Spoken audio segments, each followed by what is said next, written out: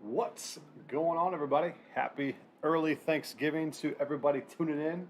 Hope you guys are being safe tonight with a little drunksgiving. I think everybody goes to. I will not be going out this evening, but hope you guys, if you guys are, stay safe. And I appreciate you guys tuning into the stream. Let me know how you guys are feeling in the chat. Right behind me, matchbets.com.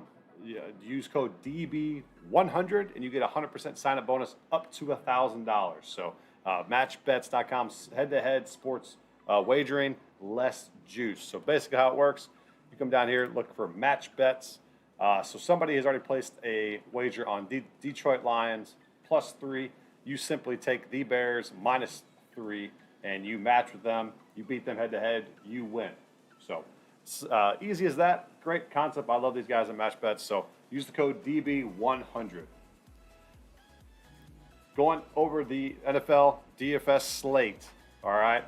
And going into the 3-game slate, you have the Bears as 3-point favorites. I think the Bills are 6-point favorites, and the Cowboys are 7-point favorites. So let me know in the chat which side you guys like on that end. I'm going to tell you some of my favorite plays. So I'm not going to do a particular YouTube video. This will just be a live stream of me going through each and every line that I particularly like. So QB, Josh Allen sticks out. Obviously, top matchup here. The one guy that I think not a lot of people are going to be on, however, has some pretty damn good value, is going to be Andy Dalton. It's disgusting to say, but these 3-game slates, you're going to have to be completely different than a lot of people. And I know if you guys tuned into any of my streams, I talk about 3x1 stacking in the main slate in the GPPs. These are going to be a little bit different of a beast. You're going to want to still game stack, but it's going to be like 3x2s, maybe 4x1 onslaughts, 4x2s or whatever. And what I mean by that, if you go with like Dalton here, you would go simply with like a Montgomery.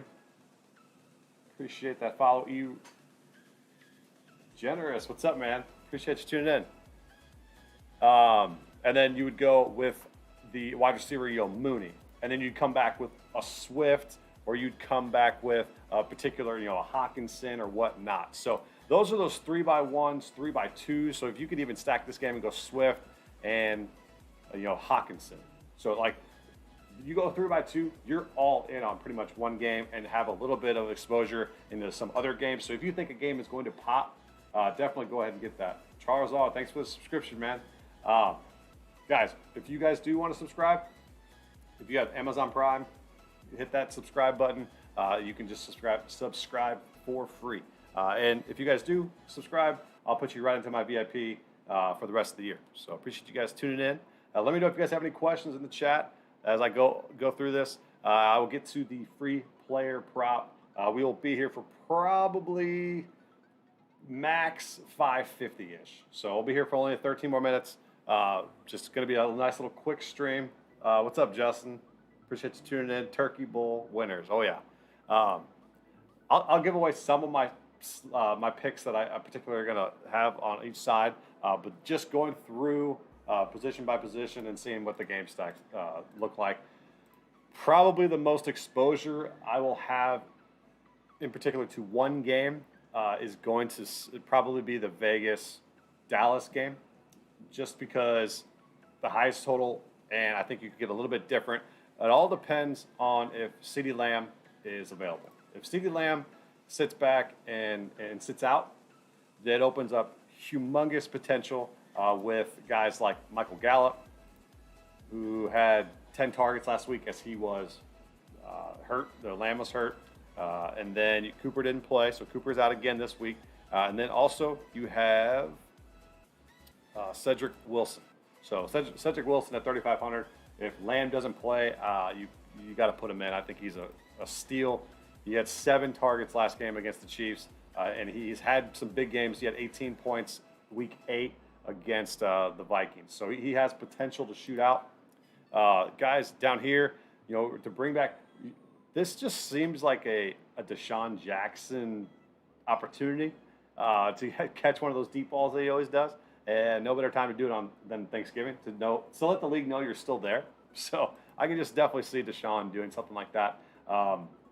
If you have a little bit of exposure to him, yeah, that's fine. He is a dart throw, in my opinion.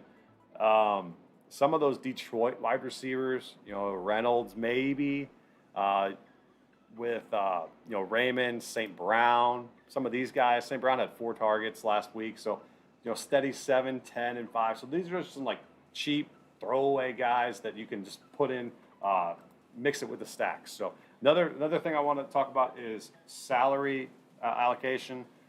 So a lot of the field is going to go straight used all 50,000 of it. However, the way you want to do it is I would probably leave anywhere between 500 to 1,500. So how different you want to be, and you can even save even more. That's how you get unique in these particularly high contest 3-game slates. So leaving salary on the table will be big. Another popular position is going to be the Buffalo Bills offense. So you can stack Allen with Diggs.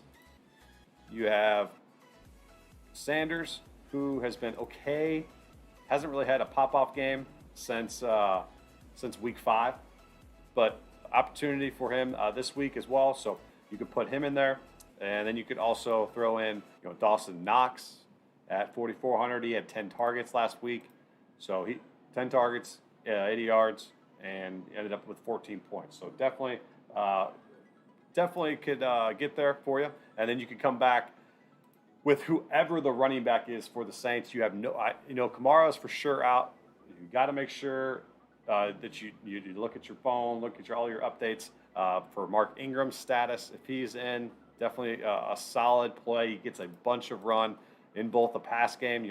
He's had 7 and 8 targets the last 2 games without Alvin Kamara. So definitely, if he plays, he is obviously playable.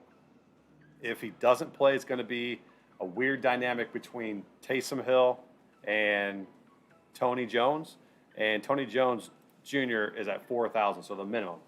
So he ends up being probably the best value on the slate if Ingram's out. So just keep an eye on Tony Jones Jr. He would open up the slate tremendously on each side. So Justin says, thoughts on Diggs because of Lattimore.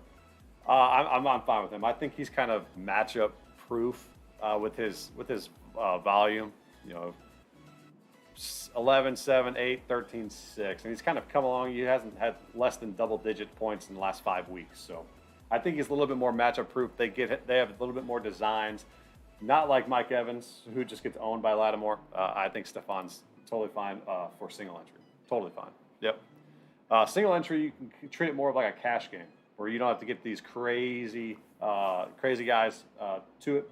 And it's just kind of a mix between showdown and the main slate with these 3-game slates. So just be cautious of it. And then Elliott is going to play. We'll see how effective he is. I'll probably have a little bit more Pollard than Zeke in my lineups, just because the effectiveness that I think Zeke will be at, plus Tony has the ability to pop off in the receiving game and the rush game. The Raiders have been getting exposed on the ground. You guys saw that with Mixon last week. I wouldn't put Pollard and Zeke in the same lineup, but I'd probably say minimum of 1 each. But I do definitely think that Pollard is in play here. So let me know if you guys have any other questions, DFS-wise. We will be here 5 to 10 more minutes, and we will go through it. The free player prop of the day is going to be Gary Trent going to have over 2.5 3-pointers made. All right, he's hit this in 6 of his last 10 games, and a Memphis defense that gives up the 3-point, the second best in the league, and the same with the field goal percentage allowed. So they absolutely get torched. And Gary Trent has had a great start to the season. Been a phenomenal play in both season-long fantasy and in the DFS game. But I definitely like. And then, guys, go check out props.cash. This is them right behind me.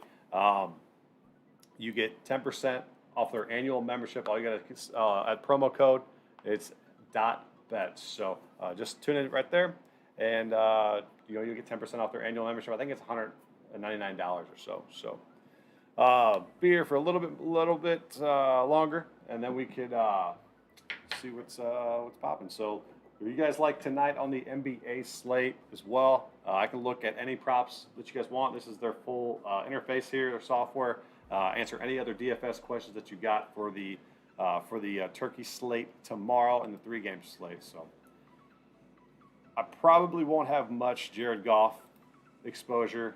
Probably won't have much Trevor Siemian. I will have some Derek Carr if I'm stacking the Justin. I don't know if I'm high or what, but I can't find Toronto's game on DK. What the hell? Is it not on there? Did they take it off? Here, let's see. Let's see.